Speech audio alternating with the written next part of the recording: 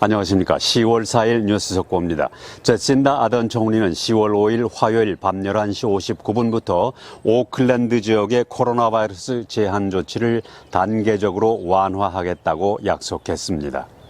내일 밤 11시 59분 이후에는 다른 사람들과 만날 수 있지만 반드시 야외에서만 가능합니다. 집 안에 들어가서 만날 수는 없다는 뜻입니다. 오클랜드는 3단계 경보를 그대로 유지하지만 3단계로 나누어서 내용이 완화됩니다. 첫 번째 단계로는 야외에서 한 번에 최대 10명까지 만날 수 있고 최대 2가구 식구들이 연락을 할 수 있고 유아 교육은 정상화됩니다. 또 바닷가에 나갈 수 있고 사냥 같은 레크레이션을 위해서 오클랜드 지역을 돌아다닐 수 있습니다.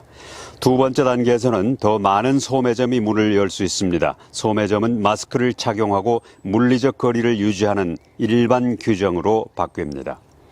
수영장과 동물원 같은 공공시설이 문을 열 수 있고 야외에서 만날 수 있는 사람의 수는 25명으로 늘어납니다.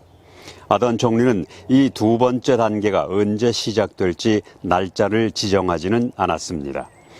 마지막 세 번째 단계는 현재 델타 2단계와 비슷합니다. 접객업소에서는 50명으로 손님 수가 제한되고 미용실 같은 긴밀 접촉 업체도 마스크를 사용하고 물리적 거리 두기를 하면 문을 열 수 있습니다.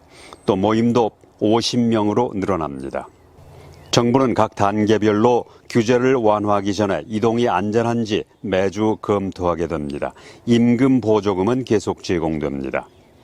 학교는 10월 18일 방학이 끝난 후 수업을 할 수 있는데 이에 대한 최종 결정은 가까운 시일 내에 나올 것으로 알려졌습니다. 오클랜드 이외의 지역은 2단계 경보가 그대로 유지되지만 접객업소에 대한 100명 인원 제한은 없어집니다. 그러나 손님들이 물리적 거리를 두고 앉아야 됩니다. 이번에 뉴질랜드 정부가 발표한 내용은 호주 뉴 사우스웨일스주나 영국에서 채택한 전략과 비슷한데 규제를 완화하면 백신 접종률이 높아지는 것으로 나타나고 있습니다. 10월 4일 오늘 신규 감염자는 29명입니다. 어제보다 4명이 줄어들었습니다. 28명은 오클랜드에서 발생했고 1명은 와이카토에서 나왔습니다. 어제 현재 전체 인구의 48%인 202만 명이 2차 접종까지 마쳤고 1차 접종을 마친 사람은 131만 명입니다. 20.9%는 아직 한 번도 접종을 하지 않았습니다. 뉴질랜드 정부가 오클랜드의 경보 수준을 조정하기 위해서 회의를 하는 동안 감염된 아기 아버지가 노스쇼 병원으로 찾아와서 신생아가 감염되는 일이 있었습니다. 그런가 하면 오클랜드의 택시 운전자가 바이러스 양성 반응을 보여서 격리된 것으로 알려졌습니다. 그래서 오늘 경보 단계가 다시 4단계로 돌아가지 않을까 많은 걱정을 했습니다만 3단계 경보를 유지하되 차차 완화하겠다는 발표가 있어서 다행입니다.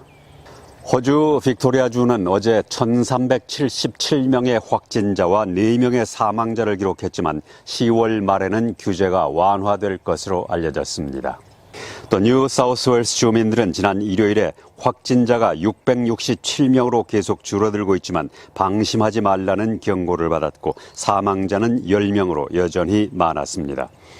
멜번은 오늘로 록다운 247일째를 맞았는데 이로 인해서 매주 7억 달러의 비용이 발생하고 있습니다. 누군가는 말합니다. 제가 기적을 이뤄냈다고. 하지만 기적을 이룬 건 바로 대한민국이었습니다. 세계 속에 빛나고 있는 한류의 기적, 대한민국을 빛낸 한 표의 기적까지. 한 표의 기적이요? 세계 어디서나 함께 만들어가는 대한민국의 기적. 바로 재외선거 신고 신청입니다. 한 표의 기적, 제20대 대통령 재외선거 신고 신청으로 시작됩니다. 중앙선거관리위원회 뉴스 속보였습니다.